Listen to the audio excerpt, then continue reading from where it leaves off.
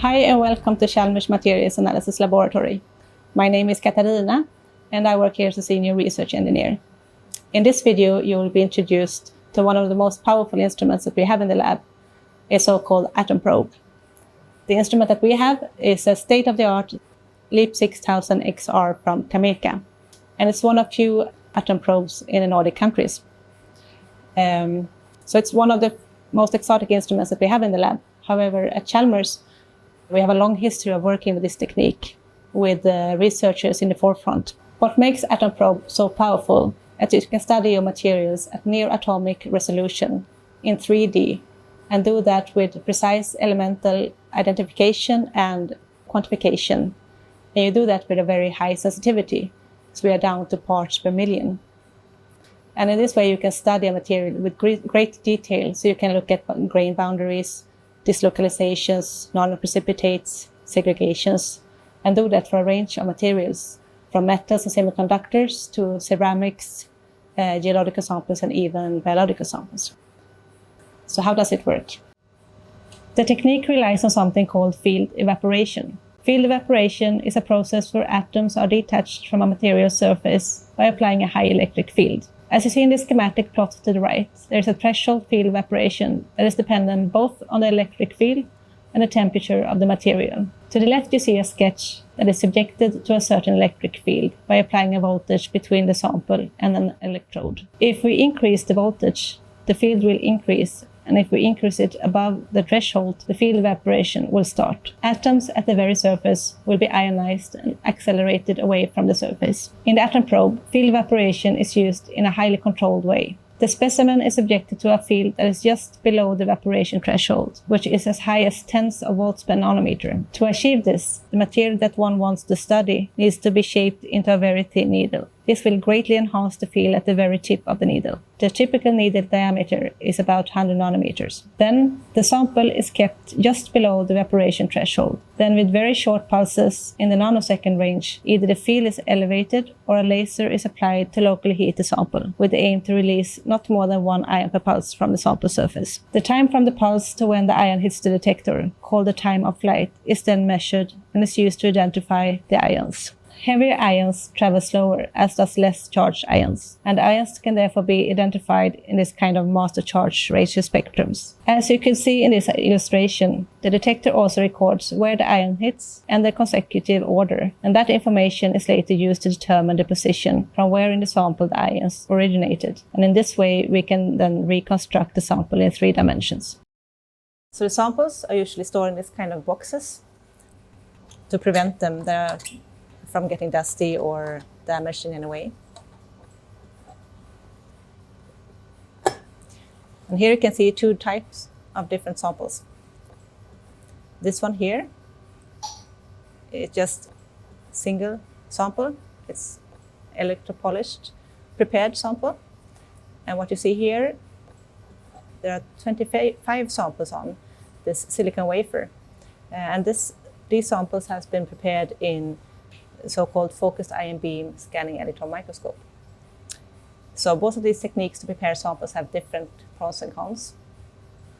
The advantage with the FIB-SEM is that you can prepare the samples and you can select where you want to make the samples in your material. That is harder to do with the electropolishing. Then you need to first make your samples into some kind of wire, and then you do electropolishing, and then you will get these very thin needles that are needed in the instrument. In the FIB-SEM, you can cut out the position that you're interested in to analyze, and then with the focused ion beam, you make the cut out part very sharp. You use the FIB-SEM to make this sharp needle with a donut-shaped fib. So I will now show you how we will put these samples into the instrument. We will then need this kind of tool. We are working in very high vacuum, and we need to be careful not to get dust into the system.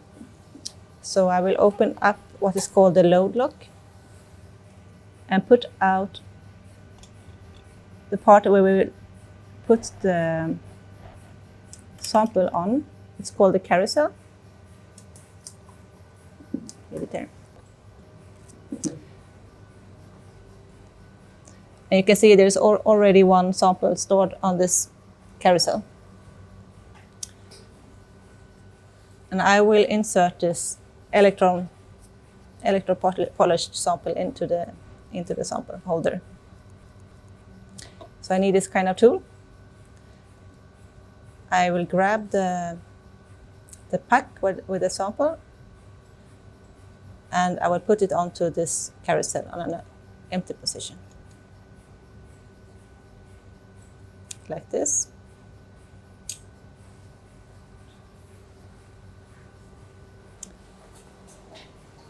And then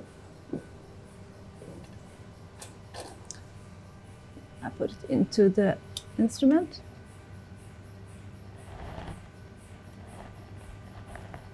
And the carousel hangs on some pins inside this.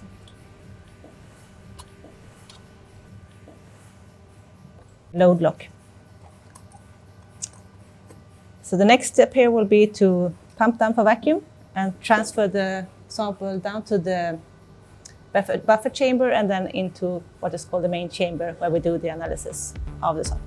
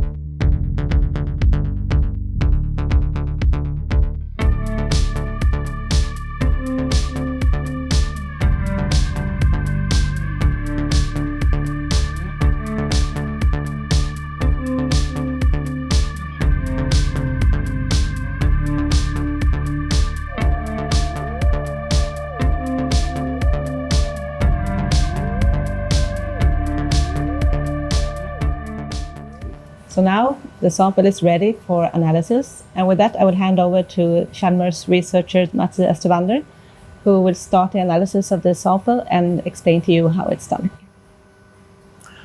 Right. The last step before starting the actual measurement is to align the sample, the needle, with the local electrode.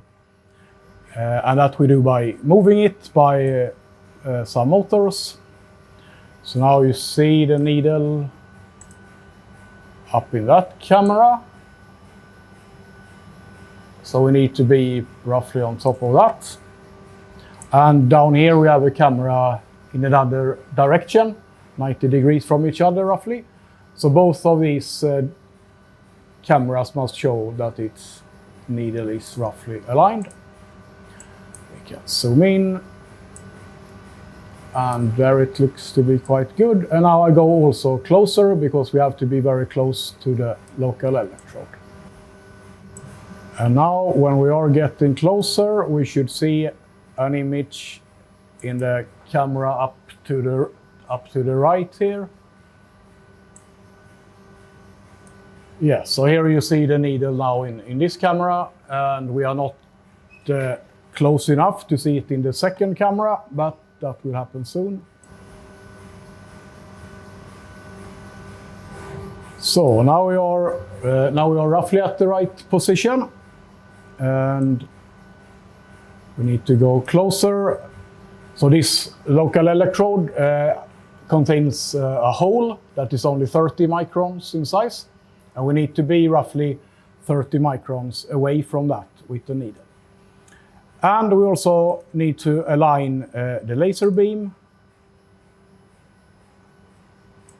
So now a laser beam is hitting the sample, and we need to find a position where the laser hit the sample as much as possible. So this looks good now. We have a laser beam hitting the needle, and the needle is more or less at the right position.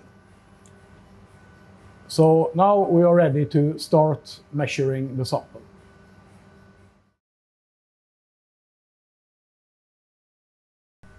So we can now start the analysis, and it's not so difficult. We press the start button, and then we get the laser hitting the sample we can see there, and we don't get any ions yet because the standing DC voltage is far too low. So the first thing I will do now is to increase the voltage. We can read the voltage up in this window. It's now 700 volts. We will continue increasing this up to maybe 1,000, 3,000 volts before we start getting any ions. And now we're at 1,500, 2,200. And now we are starting to get a few ions. So then we need to find the exact right spot for the laser. That is that we will scan the laser across the sample and see how much ions we get at different positions. So now I start a scan of the laser. So it's scanning and having different positions, and we will find a position where we get the most number of ions, and that we see in this window. And now we see that we are still too low. There will be a clear peak in this window when we get close. So now we make another scan of the laser beam. Follow here. And now we see that we at least get a little bit of a peak here. So that should be roughly the right position. So I increase the voltage a bit more. And again, we see the laser beam scanning here, and we are starting to get the ions coming. And now I'm scanning over a smaller area. And now we get a nice peak here. We see the number of ions coming per time unit, depending on the position of the laser. Now we have a very nice peak here, so to speak. And basically now we can leave the control of the instrument to the instrument, so it will do automatically increasing, or if necessary decrease the voltage to get the desired detection rate. That's how many ions that are hitting the detector per pulse. In this case it's 0.5%, and it finds the correct voltage now. And we also turn on the automatic laser scanning, so that if the sample moves just a little bit, the laser will track the movement of the sample. Maybe it moves 100 nanometers or so, and then it's important that the laser follows with these movements. So now the run is running by itself, and we could more or less leave this running now. So I will now explain slightly what we see on this other screen. So up to the left corner, we have a map showing all ions hitting the detector. So we are now looking at the needle from the front. So we look at the needle sticking out like that, and these are the ions that we have detected. Down in the lower left here, we have a mass spectrum. So on the x-axis, it's the mass to charge state ratio. So that is more or less identifying the atoms. So the green here are nickel atoms, and those marked in blue are chromium atoms. And we see that we get nickel atoms both in this region and in that region. And this is nickel with a charge of 1+. Down here we have nickel with charge of 2+. And the same for chromium. We have the chromium 1+ at 52 and chromium 2+ at 26. And in the window up here we have the nickel atoms in green and chromium atoms in blue as they are being detected. So right now we have detected 150,000 ions, which is not so much. So usually we would then let this instrument run for several hours to get several tens of millions of ions.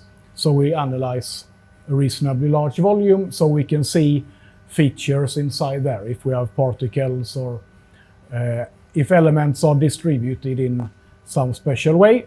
In this case, we see the green and the blue looks to be randomly distributed. So here is no phase separation or any special features in this run. And finally, over to the right, we have a mass, we have the concentration. So it's a one-dimensional concentration profile. We see nickel is about 70%, and chromium is about 23, 25. And there's a little bit of silicon, a few percent, the black line down here.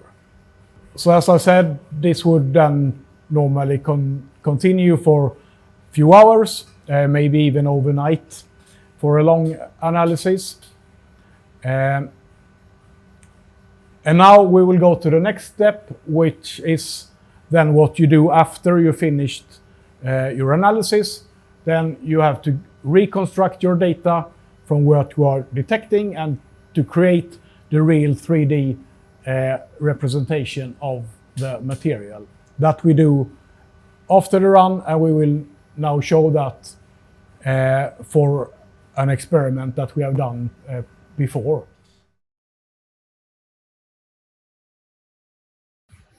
We will now look at some data that we have recorded previously, measurements on a stainless steel. And the first thing we need to do is to make a reconstruction. It means that we go from the detector data to the positions inside the material. And to do this, we follow a step-by-step procedure in the software. So the first thing is to select the region of the analysis. So this graph, we have the ion sequence number on the x-axis and the voltage on the y-axis. The total analysis in this case contains 150 million atoms, and I picked out a smaller volume containing about 30 million atoms. Next step is to select which part of the detector we want to include, so we can change how much of it we take. We usually take almost all of it. And then we press the next step, where one does a sort of calibration of the time measurement. And in the step after that, we calibrate the mass spectrum to get the peaks exactly at the right position. As in this example, 52 should be chromium, 58 is nickel, and so on. So we calibrate to get the positions as good as possible. And in the next step, we do what is called the ranging. So to each peak in the mass spectrum, we need to assign an element and a color to that peak. So in this case, we have pink for chromium, and we see the different isotopes of chromium as well. Manganese is in yellow, iron in pink again. Nickel is the green ones here, and again we see the different isotopes. So when that is done for all peaks in the mass spectrum, we go to the next step, which is the actual reconstruction. And to make a reasonable reconstruction is relatively easy. However, if we want to make a very accurate reconstruction to get the volume, the shape of the needle absolutely correct, we need to spend more time on that. When that's done, we press Create Preview, and then we get a preliminary reconstruction looking like in the image here. And if one is happy with that, one press Save, and it makes the real reconstruction, including all ions. And that might take a few minutes, and here is how it looks when the result comes. Then we end up in this part of the software instead. So this is our analyzed material. And as I said, this was a stainless steel. And we're actually looking at the duplex steel, which consists of austenite and ferrite. And here we are looking at the ferrite phase. Because the ferrite phase can, the microstructure inside of that can change when under heat treatment. In this case, it has been heat treated for 1000 hours at 400 degrees C. And then one knows that the material becomes harder, stronger, but also more brittle. And usually one does not want that to happen. And using atom probe is a very good tool to see the early stages of this process. And in the image now, we see all the different elements. And we can see that there are some small particles called precipitates, and they were not present before this heat treatment. So they have formed because of our 1000-hour heat treatment. So we can then, for example, look at the distribution of each element. And I know now that manganese is one of these elements that form the particles. I also know that they contain silicon, so silicon is enriched at the same positions. So is nickel, and so is copper. So all these elements end up inside of these particles. Whereas the base element of the steel, iron, and chromium are randomly distributed, not in the particles. And another thing we see, if we look at the reconstruction, is the size of it. This is typical for atom probe tomography, that the sizes are small. We have a very high magnification, so we can only see small parts of the sample. So this one is like 160 nanometers long and 50-60 nanometers wide, this volume. So as I've now shown, one way of representing the data is to look at the distribution of the atoms.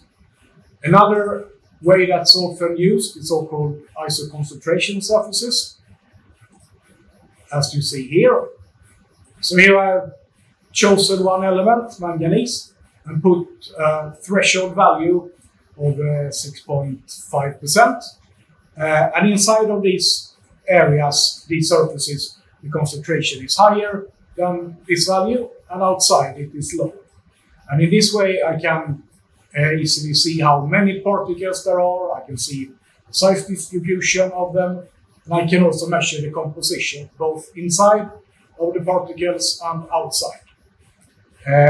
I can also show you the composition of the whole sample that we have in this table. We get directly from the analysis that we count the number of atoms, and from that we can calculate the concentration.